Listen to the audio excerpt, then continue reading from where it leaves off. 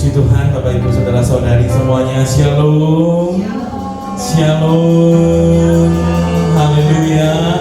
Selamat datang dan selamat beribadah di GBI Gideon. Dan kita mengucap syukur secara khusus bahwa pada hari ini kita boleh sama-sama memperingati Jumat Agung, karya Kristus Yesus Tuhan kita yang mati di salib menebus kita.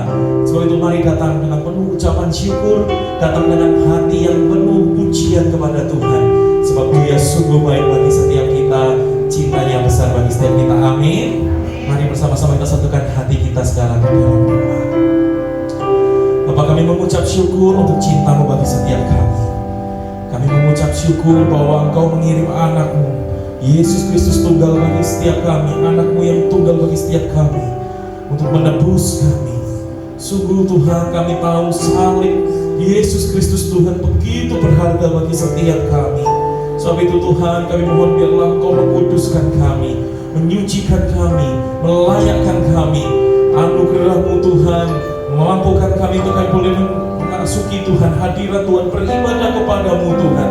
Kami mau datang sujud menyembah Engkau. Kami mau Tuhan memuji, membesarkan nama-Mu. Kami mau isi hati kami dibentuk sesuai dengan isi hati-Mu bagi kami. Terima kasih Tuhan, terima kasih. Bertahanlah di tengah-tengah kami Tuhan. Sebab itu kami mau buka ibadah kami hanya di dalam satu nama, itu di dalam nama Tuhan Yesus Kristus. Dan setiap kita yang beribadah kepada Tuhan, kita semua sama-sama katakan amin. Shalom Bapak Ibu, saudara yang dikasih Tuhan. Haleluya. Mari bersama-sama pagi hari ini kita memperingati Jumat Agung. Yesus yang tidak mengenal dosa telah dibuatnya menjadi dosa karena kita semua, supaya kita dibenarkan oleh Dia. Karena itu mari pagi hari ini kita bawa pujian penyembahan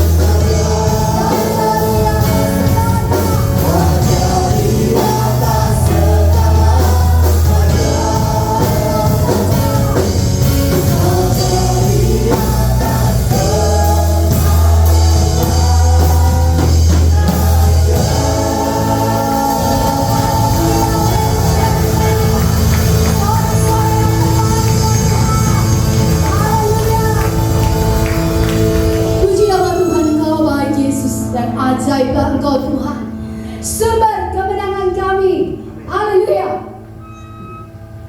Mari bersama-sama para sore Tuhan kita Yesus.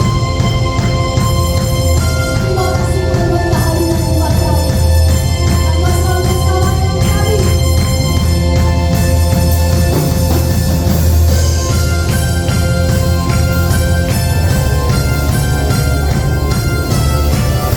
Engkau bersama Tuhan.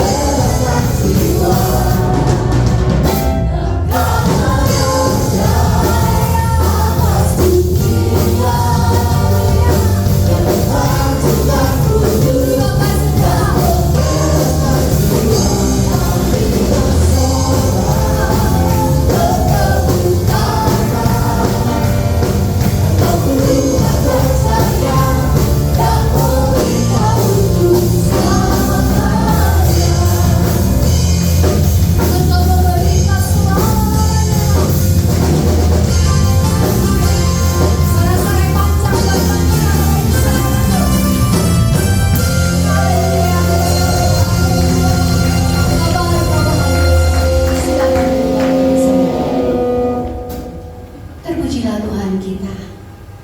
Dia setia dan Dia tidak pernah menyerah atas kehidupan saudara dan saya.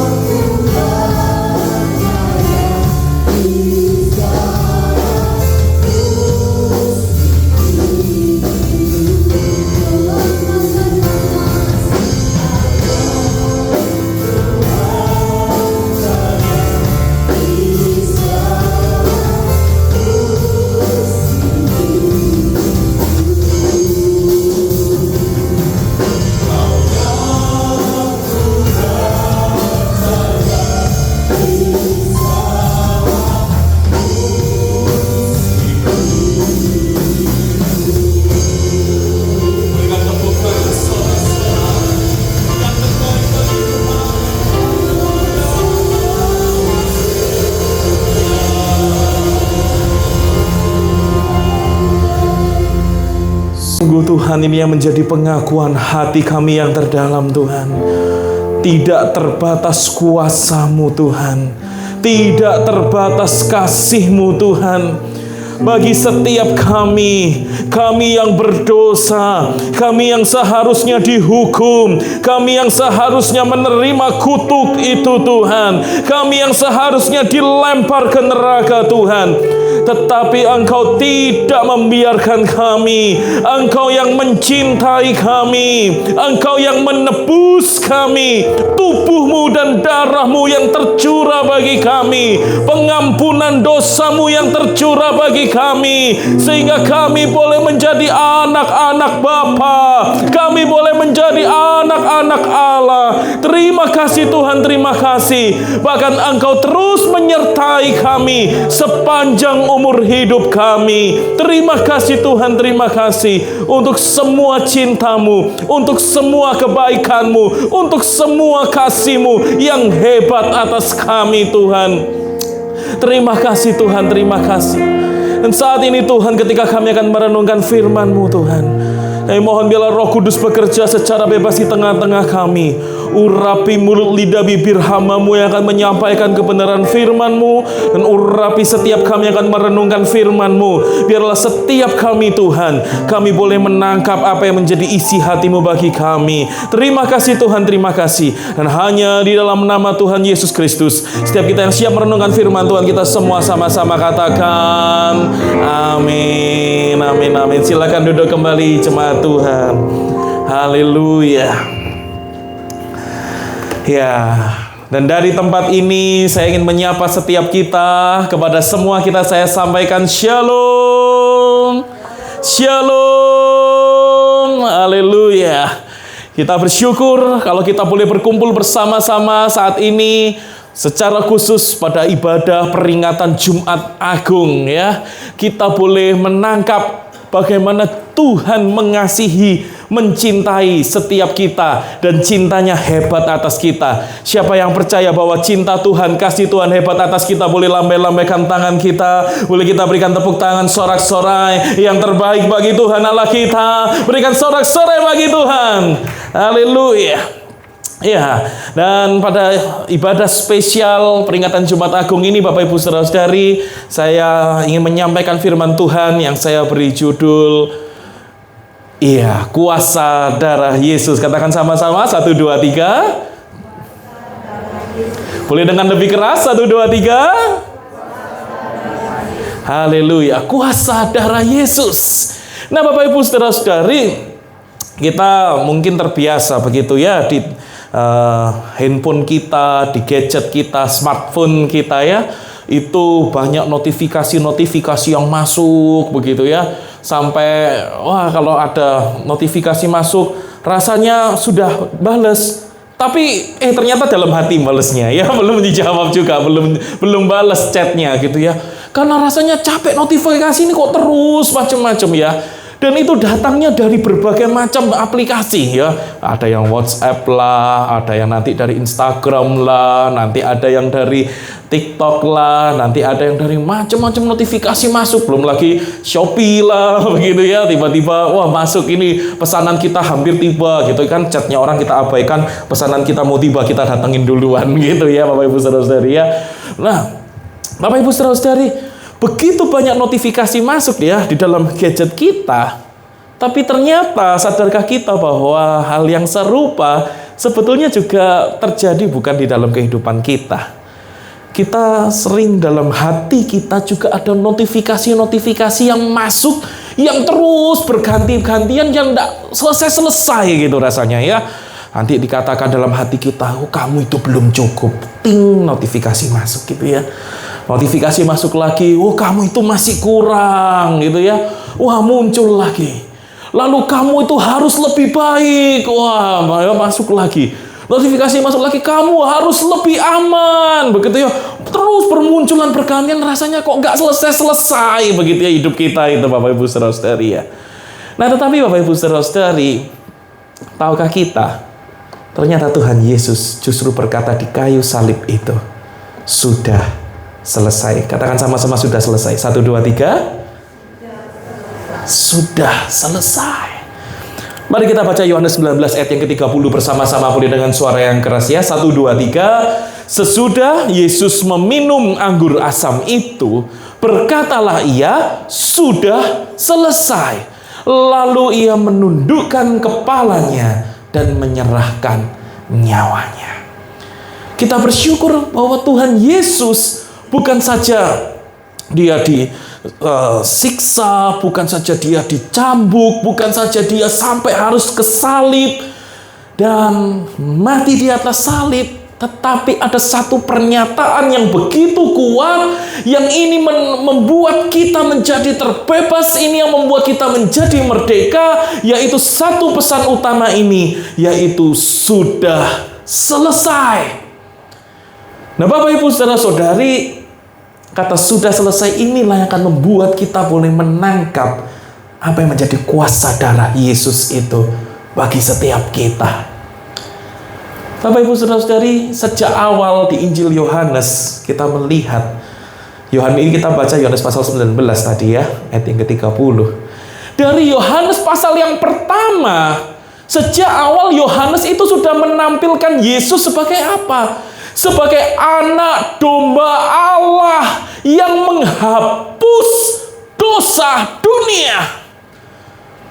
Yesus itu sudah ditunjukkan, diperkenalkan sebagai satu pribadi anak domba Allah yang menghapus dosa dunia. Dan sejak itu diberitakan, seluruh Injil itu bergerak menuju saat salib itu.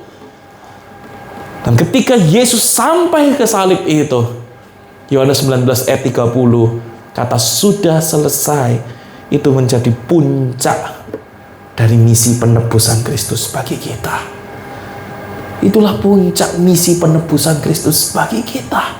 Dan disitulah kita boleh menikmati namanya kuasa darah Yesus. Bapak Ibu Saudara-saudari, sudah selesai. Sebab itu bukan tanda kekalahan ya. Jangan berpikir, oh Yesus belum di kayu salib sudah selesai gitu ya. Udah selesai artinya apa? Yesus sudah mati, udah kalah gitu kan. Bukan Bapak Ibu Saudara-saudari ya. Ternyata kalimat sudah selesai itu, kata sudah selesai bukan tanda kekalahannya Tuhan Yesus. Tetapi justru itulah puncak misi penebusannya. Itulah deklarasi kemenangan Tuhan Yesus bagi setiap kita yang setuju, katakan amin. Boleh kita berikan tepuk tangan sorak-sorai yang meriah bagi Tuhan. Amin. Nah, kata sudah selesai ini Bapak Ibu Saudara-saudari, kata tetelestai dalam bahasa Yunani ya, itu memakai perfect tense ya, memakai perfect tense, tetelestai dalam bahasa Yunaninya itu. Nah, itu artinya apa? Artinya itu sudah selesai, itu artinya sudah tuntas. Sudah lengkap. Final. Tidak ada lagi yang terlewatkan. Bahkan semua nubuat dalam perjanjian lama, apapun yang pernah dinubuatkan oleh para nabi, semua sudah digenapi di dalam Yesus. Semua tuntutan hukum Allah atas dosa, semua sudah dipenuhi dalam Yesus. Dosa itu, dosa kita, Bapak Ibu Saudara-saudari, itu bukan hanya dikurangi, tetapi itu sudah diselesaikan sepenuhnya. Dan dengan demikian kita mengerti darah Yesus itu cukup secara total dan hasilnya tetap berlaku seterusnya. Bukan hanya berlaku pada waktu Yesus disalib lalu selesai, tidak, tapi sampai seterusnya. Dampak dari penyaliban penebusan Kristus itu terus berlaku dan efeknya itu kekal bagi kita semua umat ketebusan Tuhan. Mari yang bersyukur sekali lagi kita berikan tepuk tangan sorak-sorai yang terbaik bagi Tuhan. Amin. Ini persis Bapak Ibu Saudara-saudari ya, seperti kalau ada orang berhutang begitu ya. Lalu kemudian wah, orang ini nggak bisa bayar. Hutangnya banyak soalnya. Berapa nih hutangnya? 100 miliar rupiah begitu ya. Tiba-tiba ternyata lalu datang seorang yang lain. Lalu dia bilang, sudah aku lunasin hutangmu. Oh iya, terima kasih ya. Iya, ini aku surat hutangnya aku lunasi 100 miliar lalu diterima. Gitu ya. Kata-kata lunas. Yang artinya apa? Itu bukan nyicil. itu nggak nyicil loh Ibu saudara-saudari ya. Dan itu juga bukan berarti lalu cuma 80 miliarnya kita masih perlu mengisi 20 miliarnya lagi begitu untuk mengurangi. Enggak. Tapi lunas semua. Dan itu dampaknya adalah kekal. Orang yang memberikan hutang itu tidak lagi harus mengungkit-ungkit. Ingat loh, kamu masih punya hutang loh ya. Ayo bayar hutangmu lagi. Enggak ada. Semuanya sudah lunas, sudah beres, sudah selesai. Dosa kita semuanya sudah dibereskan, selesai di atas kayu salib. Yang setuju katakan amin. Amin. Nah Bapak Ibu saudara-saudari, di salib Yesus itu tidak berkata hampir selesai. Dia berkata sudah selesai. Sehingga kita tuh nggak perlu merasa, aku harus perlu membantu Yesus menyelesaikan dosaku. Kita nggak perlu berusaha menyempurnakan dengan usaha kita. Yesus sudah menyelesaikan semuanya. Dan itulah anugerah yang terbesar bagi kita. Yang setuju, mari kita berikan sekali lagi tepuk tangan sorak-sorai yang terbaik bagi Tuhan. Amin. Kok nanggung-nanggung sih tepuk tangan bagi Tuhan ini? Boleh dengan lebih keras, yuk 1, 2, 3. Iya, itu hati yang bersyukur Bapak Ibu saudara-saudari ya. Kalau nonton sepak bola menang kan, gol, wow, gitu ya. Buat Tuhan Yesus tepuk tangan. Gitu ya. Padahal kemenangan yang Tuhan kasih buat kita jauh lebih besar daripada sepak bola. Itu juga katakan amin. Amin. Tepuk tangan sekali lagi yang lebih keras dan meriah bagi Tuhan Allah kita. Haleluya. Ya. Nah Bapak Ibu saudara-saudari, lalu kalimat apa? Kata apa yang penting kita pelajari dari Yohanes 19 ayat yang ke-30 ini? Katakan sesudah Yesus meminum anggur asam itu, berkatalah ia sudah selesai. Lalu ini yang menarik ya. Ia menundukkan kepalanya dan menyerahkan nyawanya. Katakan sama-sama, menyerahkan nyawanya. 1, 2, 3. Menyerahkan nyawanya. Apa kepentingan dari menyerahkan nyawanya ini? Bapak Ibu saudara-saudari, artinya Yesus itu tidak mati itu sebagai korban seperti ini Bapak Ibu saudara-saudari ya. Tahu nggak bedanya korban dan kurban? Seringkali kita akan berkata, Yesus mengorbankan nyawanya. Yesus adalah korban. Yesus bukan korban, tapi dia adalah kurban. Ada tahu bedanya apa? Ya Bapak Ibu saudara-saudari, Yesus kalau korban itu keadaannya direnggut nyawanya. Seperti orang lagi nyetir, enak-enak nyetir, tiba-tiba sudah nyetir betul ketabrak, gitu ya. Ketabrak mobil lain lalu dia mati. Dia jadi korban kecelakaan. Yesus tidak menjadi korban kecelakaan Bapak Ibu saudara-saudari. Ketika dia menyerahkan nyawanya, Yesus bukan korban kecelakaan yang direnggut nyawanya karena keadaan politik yang susah pada waktu itu lalu Yesus jadi korbannya. Enggak. Tetapi Yesus itu menjadi kurban yang artinya dia menyerahkan nyawanya secara sadar, secara sukarela. Ya ketika dia itu katakan aku haus, ketika dia berkata aku haus, itu menunjukkan sisi kemanusiaan Yesus. Tetapi ketika dia lalu berkata dia menyerahkan nyawanya, itu menunjukkan otoritas keilahian Tuhan Yesus. Sehingga di satu sisi, kalau dia hanya manusia saja, sama seperti kita, dia nggak akan pernah bisa menggantikan kita. Karena kita manusia berdosa, dia juga punya dosa. Yang artinya toh sama-sama berdosa. Dia hanya akan menanggung hukuman dosanya sendiri. Kalau dia hanya Tuhan, dia pun juga nggak bisa menebus kita. Kenapa? Ya karena kan nyawa ganti nyawa, mata ganti mata, gigi ganti gigi. Manusia harus ganti manusia. Nggak bisa Tuhan yang menebus kita. Sehingga ketika dia adalah Allah sejati dan dia manusia sejati, maka ini menjadi syarat yang utuh, yang komplit, yang terpenuhi bahwa dia bisa menebus kita. Ya, dia sebagai manusia, dia bisa menggantikan kita, mata ganti mata, gigi ganti gigi. Tetapi karena dia juga adalah Allah yang sejati, maka dia adalah manusia yang tidak ada dosanya. Sehingga dosa kita itu bisa ditimpakan kepada dia. Dan dia yang menanggung segala hukuman dosa itu. Sehingga kita diampuni. Bapak Ibu saudara-saudari, sebab itu saya tuliskan di sini bahwa kuasa darah Yesus itu membuat apa? Alkitab dengan jelas kita baca ya, kalau kita baca sepanjang Alkitab itu berkata, paling tidak ada 3 ini. Masalah dosa kita itu telah benar-benar selesai. Identitas kita sudah benar-benar dipulihkan. Bahkan masa depan kita sudah benar-benar terjamin. Amin. Amin. Seringkali saya berjumpa dengan orang-orang yang lalu berkata, Isai, apa sih dampaknya, efeknya Yesus disalib, mati bagi kita? Kan cuma kerasanya tuh cuma nanti itu loh hidup kekal gitu ya. Nanti itu loh hidup kekal kerasanya. Sekarang nggak ada rasanya apa-apa, nggak ada dampaknya apa-apa. Siapa bilang gitu ya? Karena ternyata firman Tuhan itu berkata, kuasa darah Yesus itu membuat masalah dosa itu benar-benar selesai. Tapi juga identitas kita benar-benar dipulihkan. Artinya nanti kita lihat ya, bahkan mempengaruhi seluruh aspek kehidupan kita. Bahkan masa depan kita sampai kekekalan sekalipun itu sudah benar-benar terjamin di dalam tangan kita, Tuhan Yesus Kristus. Setuju katakan amin? Amin. Nah, mari kita akan lihat Bapak Ibu Saudara-saudari ya. Masalah utamanya adalah apa? Di dunia kita sangat sering bukan orang tuh berkata seperti ini sama temennya gitu ya. Hidup itu kamu harus selesaikan sendiri. Ya kalau ini jadi teman yang nasihatin teman yang lain ya. Hidup itu harus kamu selesaikan sendiri dong. Mau bicara soal karir, usaha sendiri. Mau kamu menunjukkan identitasmu bahwa kamu menjadi orang yang terhebat, terkenal, orang yang sukses. Usaha sendiri.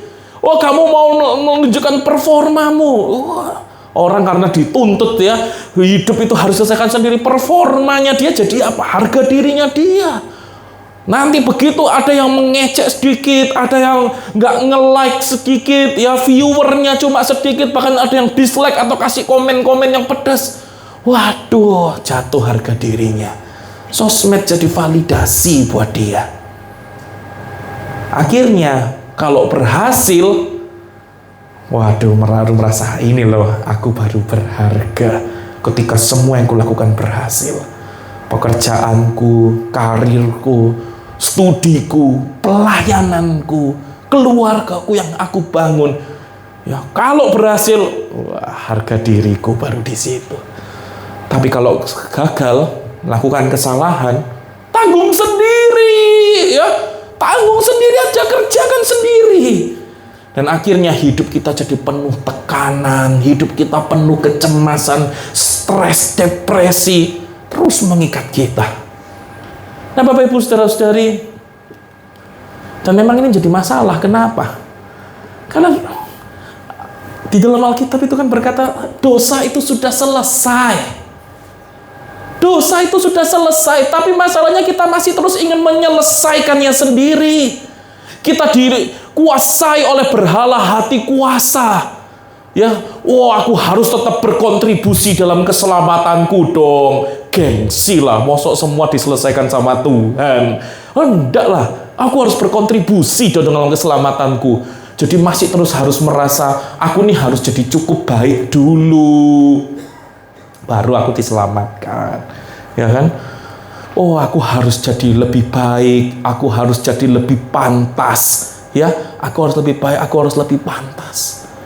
Masalah utamanya apa, Bapak Ibu Saudara-saudari, ketika kita berpikir seperti itu? Kita itu tidak percaya darah Yesus itu telah benar-benar menyelesaikan dosa kita. Itu masalahnya. Tuhan Yesus kan berkata sudah selesai.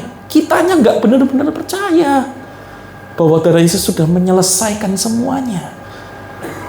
Lalu darah Yesus berkata apa? Identitas kita sudah dipulihkan. Tapi ternyata kita masih mencari penerimaan dari yang lain. Ya kita minta orang itu berkata, ya aku nerima kamu, ya aku nerima kamu di sosmed, ya ini, ya di sosmed ada ini, baru kita merasa, aku nih orang yang layak, aku orang yang dicintai, aku orang yang populer, ya orang yang populer, aku orang yang penting. Bapak Ibu Saudara-saudari, ternyata kita sedang dikuasai oleh berhala hati penerimaan. Sehingga Kita haus validasi karena merasa nilai diri kita ditentukan sama orang lain kok. Baru itu namanya, wah, kalau orang lain mengakui kita, ini loh, begitu ya. Masalahnya apa? Kita akhirnya tuh sesungguhnya nggak percaya darah Yesus itu telah benar-benar memulihkan identitas kita. Kita nggak percaya Tuhan Yesus sudah menyelesaikan identitas kita, sehingga kita masih haus validasi. Ya, darah Yesus berkata apa? Masa depan itu sudah terjamin. Tapi dari kitanya, kita masih terus ingin mengontrol. Yesus berkata, masa depanmu sudah kujamin sampai kekekalan sekalipun dijamin oleh darah Yesus. Tapi kita masih ingin mengontrol. Kenapa? Karena kita masih dikuasai berhala hati, kontrol, dan kenyamanan. Kita dilingkupi dengan kecemasan, ketakutan, kita mau menghindari resiko, kita ingin pegang kendali. Ya, darah Yesus telah menjamin masa depan kita. Nah, masalah utamanya apa? Kita ini jadi orang yang nggak percaya bahwa darah Yesus itu telah benar-benar menjamin masa depan kita. Kita seperti orang yang sedang menyetir ini ya, dikuasai berhala hati, tapi kita ingin nyetir sendiri. Kita nggak percaya Yesus yang menyetirkan hidup kita. Padahal Tuhan Yesus berkata, sudahlah, kamu duduk di sebelahku, yang anteng gitu ya, yang tenang, aku yang nyetirkan. Masa depanmu terjamin kok, sampai kekekalan, ku jamin semuanya. Tapi kita kepingin, Tuhan minggir, aku yang mau setir mobilnya sendiri. Ya, Bapak Ibu Saudara-saudari, masalah kita adalah ternyata karena kita nggak tahu Injil. Kita tahu kok, firman Tuhan sudah selesai. Saya yakin sebagian besar dari kita sudah tahu bahkan sejak kita sekolah minggu. Sudah selesai, begitu ya. Tapi masalahnya kita bukan nggak tahu Injil itu. Kita tahu. Tapi masalahnya adalah kita tidak percaya bahwa Injil itu cukup. Karena hati kita itu masih menyembah sesuatu yang lain, yaitu apa? Berhala hati kita. Kita masih berkata darah Yesus itu belum cukup bagiku. Padahal masalah utamanya ketika kita terus tergerus dalam dosa berhala hati itu, Bapak Ibu Saudara-saudari. Padahal hari Tuhan itu pasti akan terjadi. Hari penghakiman kedatangan Kristus kali yang kedua.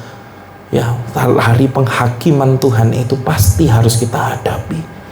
Sementara kita terus bergelut dalam dosa berhala hati itu. Api neraka itu merupakan kepastian bagi iblis dan orang berdosa. Lalu bagaimana? Kita bersyukur karena ternyata di dalam Yesus dosa itu dibayarnya lunas, sudah selesai, bukan dicicil. Setuju katakan amin? Amin. Kebenaran Tuhan, kita jadi orang-orang benar, justification, dinyatakan secara hukum, toh kamu dibenarkan menjadi orang benar.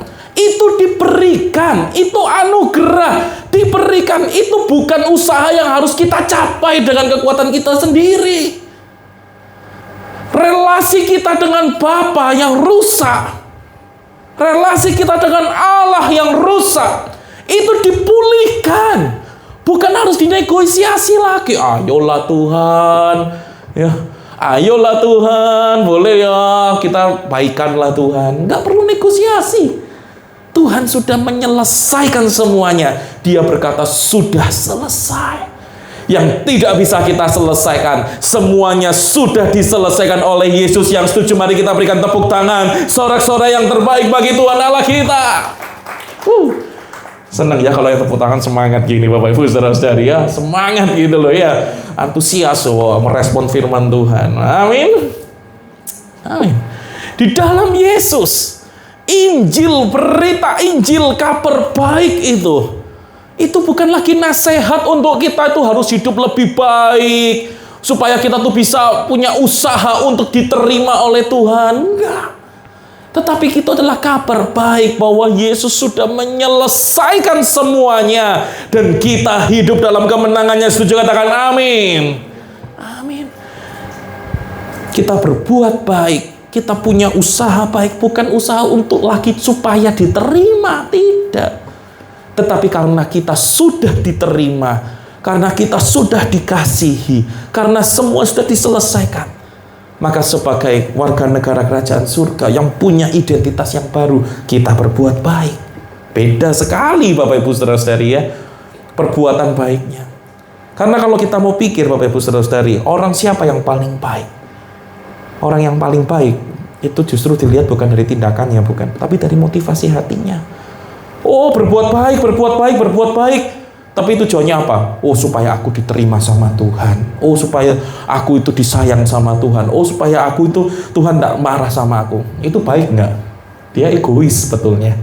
Dia berbuat baik hanya pencitraan untuk memenuhi egonya sendiri. Oh, supaya aku diterima Tuhan. Enggak.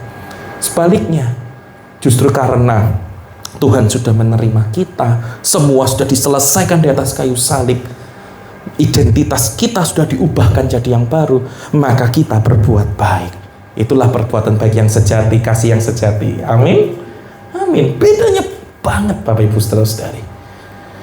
Kuasa darah Yesus, ingat ini ya tadi ya. Ini saya harap ini boleh kita bawa pulang benar-benar Bapak Ibu Saudara-saudari. Kuasa darah Yesus itu membuat masalah dosa kita telah benar-benar selesai. Identitas kita telah benar-benar dipulihkan.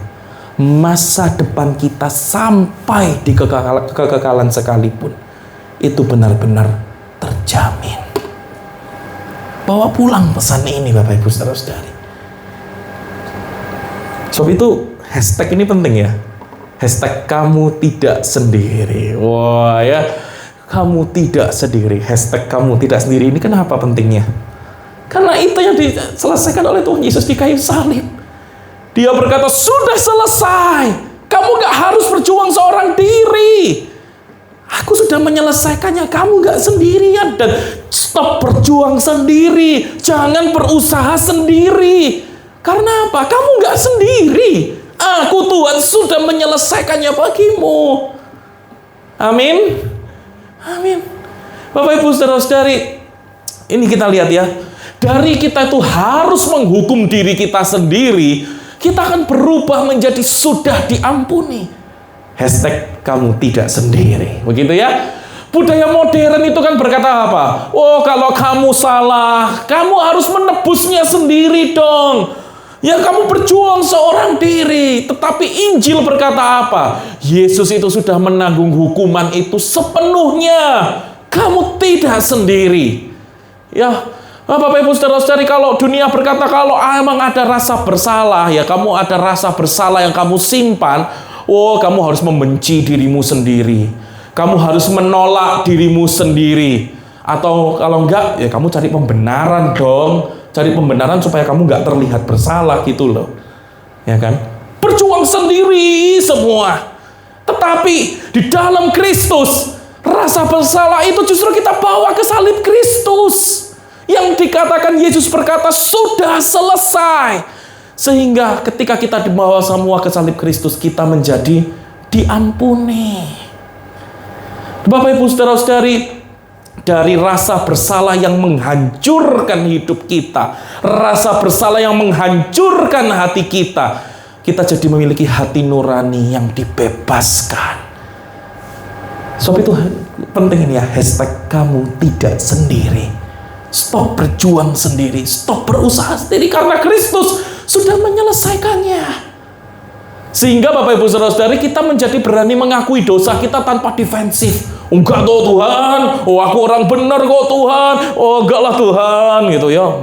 Merasa malu kalau mau mengakui dosa. Akui saja dosa kita di hadapan Tuhan.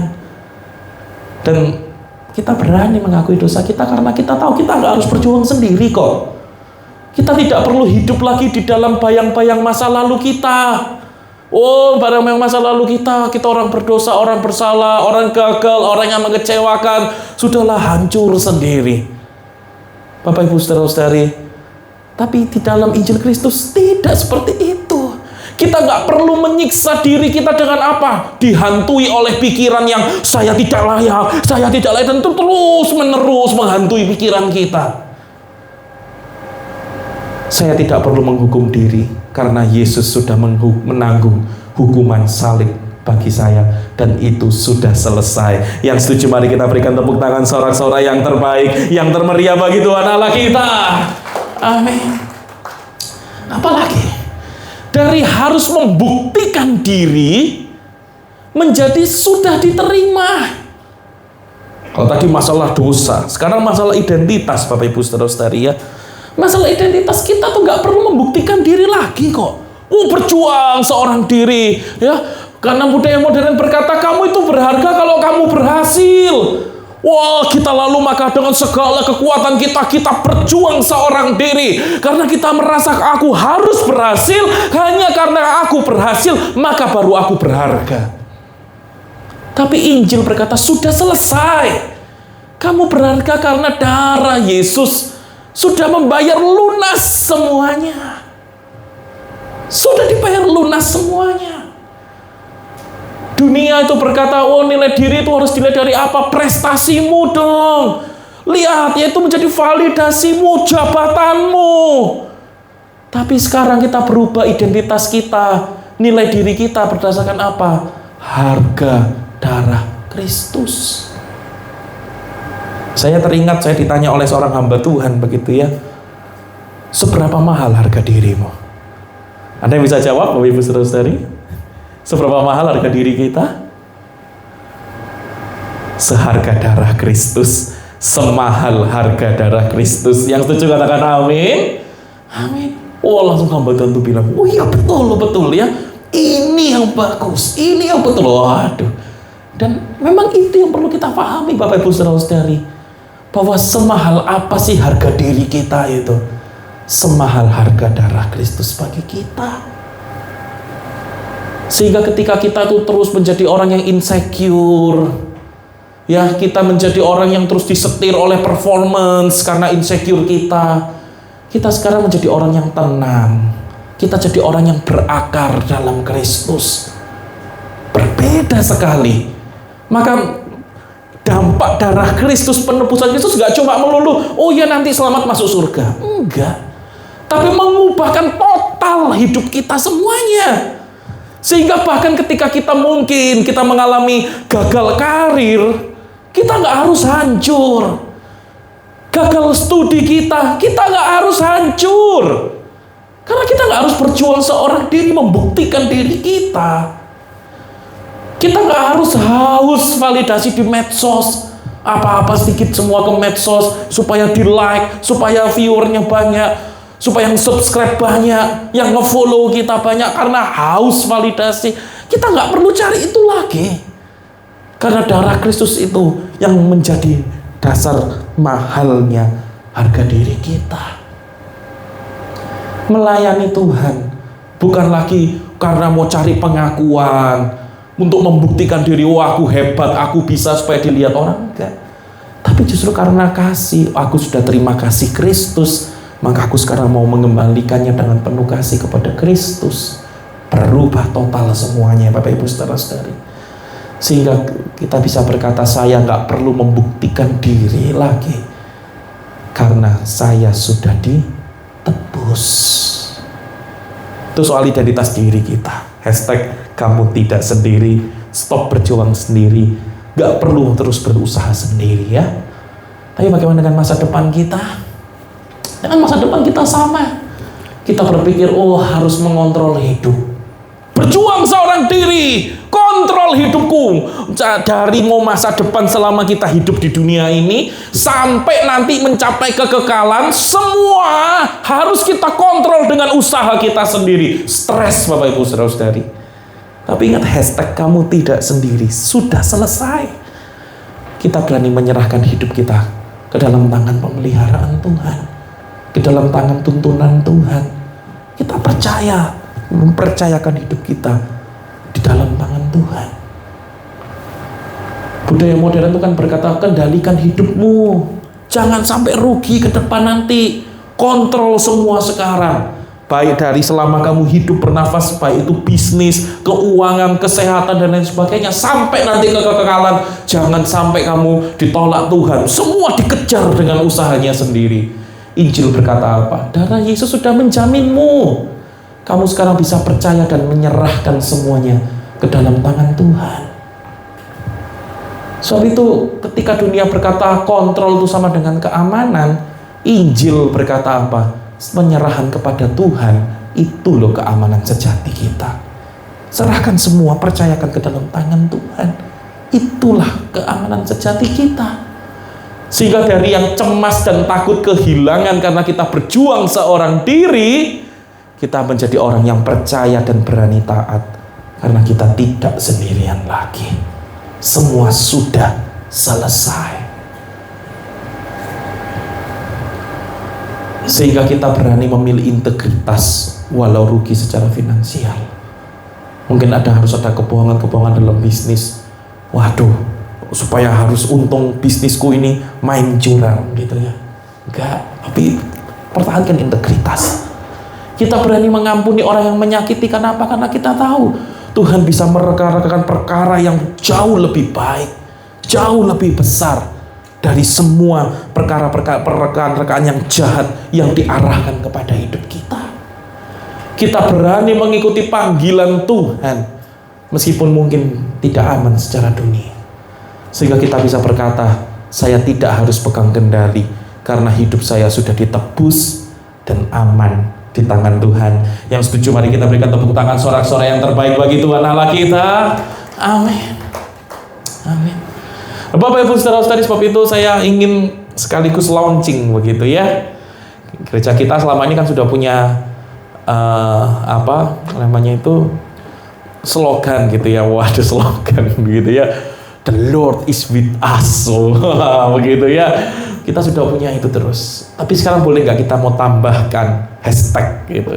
Nanti ini Anes ini yang bakal paling banyak bekerja keras gitu ya, menambahkan hashtag ini. Sepanjang firman Tuhan ini kita sudah menangkap ini ya.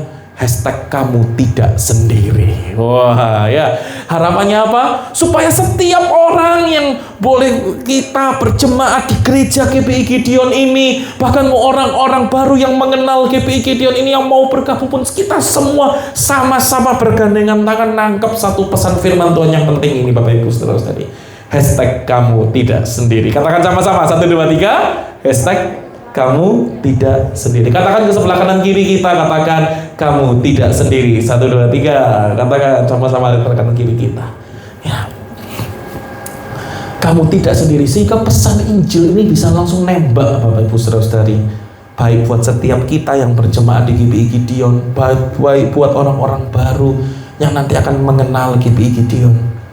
GBI Gideon, the Lord is with us, dengan hashtag kamu tidak sendiri.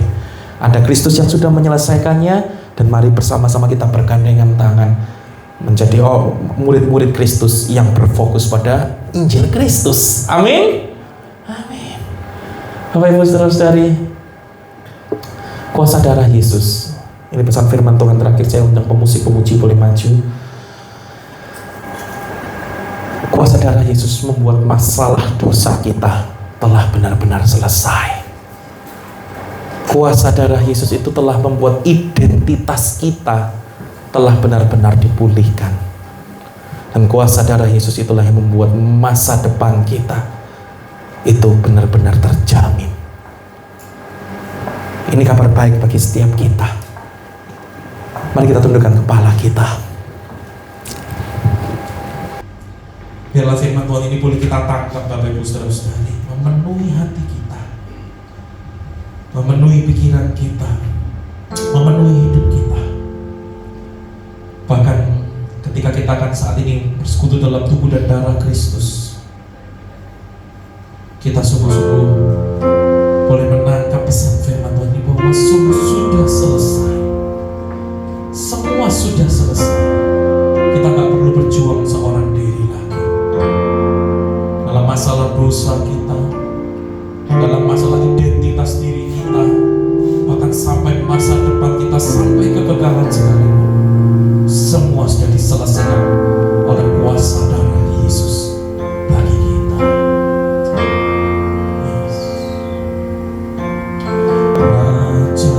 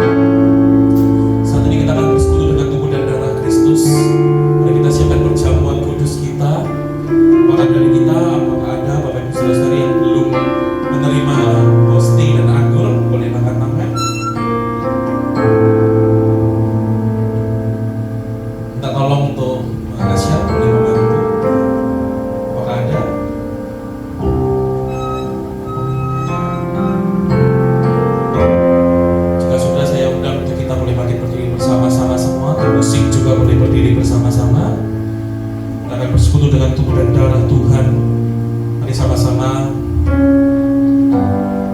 kita mau sungguh-sungguh bersyukur kepada Tuhan. Dan mari kita menyatakan pengakuan iman GBI terlebih dahulu bersama-sama. Kita ucapkan bersama-sama pengakuan iman GBI. 1. Alkitab adalah firman Allah.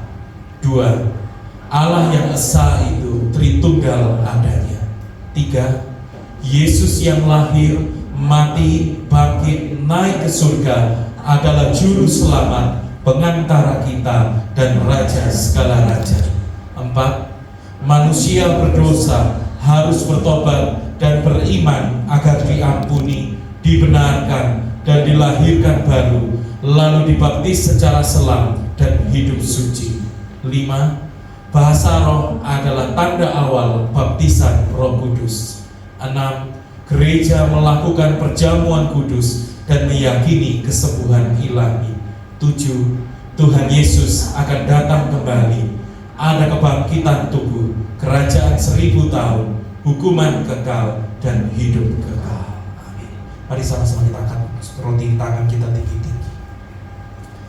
Ya Allah, syukur.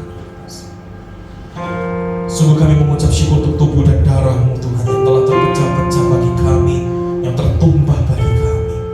Pengampunan dosa, anugerah terbesar, bahkan kami diangkat menjadi anak-anak Allah. Kami bersyukur Tuhan. Bapak Ibu saudara-saudari, bukankah roti yang kita pecah-pecahkan adalah persekutuan dengan tubuh Kristus? Amin. Mari kita makan bersama-sama dalam nama Tuhan Yesus Kristus.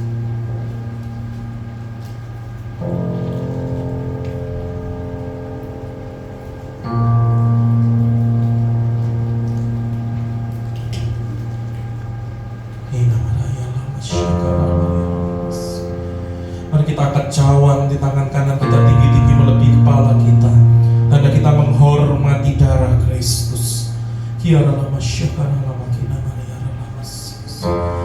Bapak Ibu saudara-saudari, bukankah cawan pengucapan syukur yang atasnya kita ucapkan syukur adalah persekutuan dengan darah Kristus? Amin. Mari kita minum dalam nama Tuhan Yesus.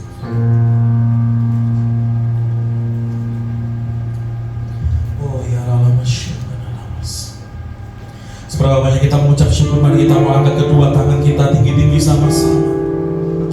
Mari kita naikkan doa penyembahan kita. Mari kita mau menyembah Dia. Naikkan syukur bagi Dia. Kita bayar nama syukur dalammu. Haleluya.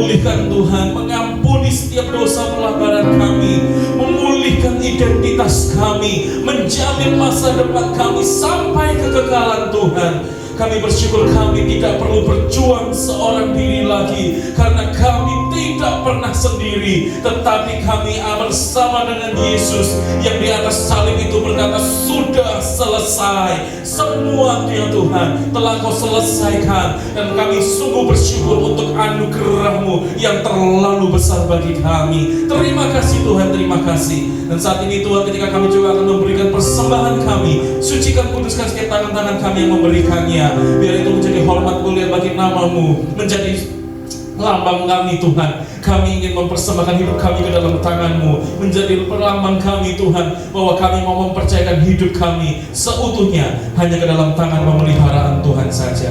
Terima kasih Tuhan, dan hanya di dalam nama Tuhan Yesus Kristus setiap kita diberkati firman Tuhan. Siap memberi yang terbaik bagi Tuhan, sama-sama katakan amin. Silakan kita kembali jemaat Tuhan.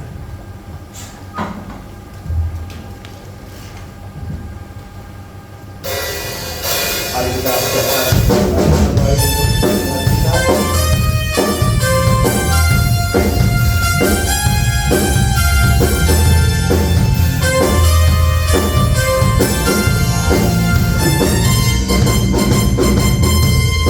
Bersudah kasih setiamu Tuhan, selalu baru amanku bagiku. Hari berganti hari, hari berganti hari, karena kulihat kasih-Mu tak pernah berakhir hidupku. Sama-sama kita katakan, baik, sungguh amat baik, untuk selama-lamanya. Tuhan Yesus baik, Tuhan Yesus baik, sungguh amat baik, untuk selama-lamanya. Tuhan Yesus baik. Saya bukan sidang jemaat bagi berdiri. Sudah kasih setiamu Tuhan, selalu baru amanku bagiku.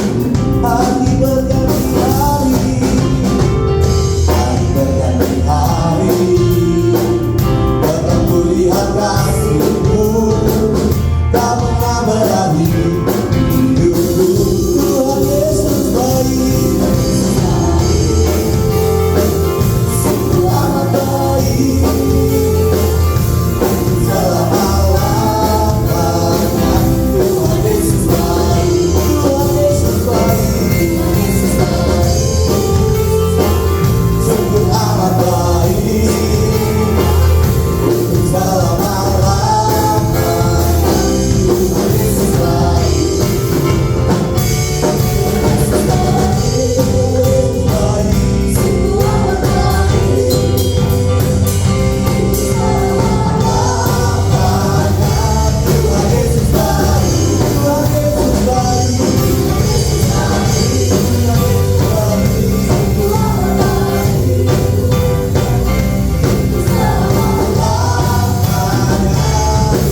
sekali lagi sambil kita angkat kedua kita katakan, Tuhan Yesus baik, selama-lamanya.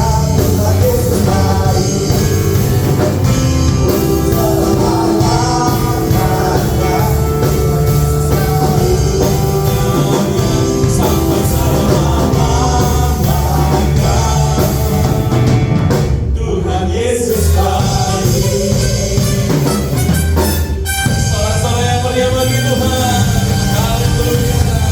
Seberapa banyak kita diberkati melalui ibadah ini, boleh lambaikan tangan kita, boleh kita berikan tepuk tangan sorak-sorai yang terbaik bagi Tuhan.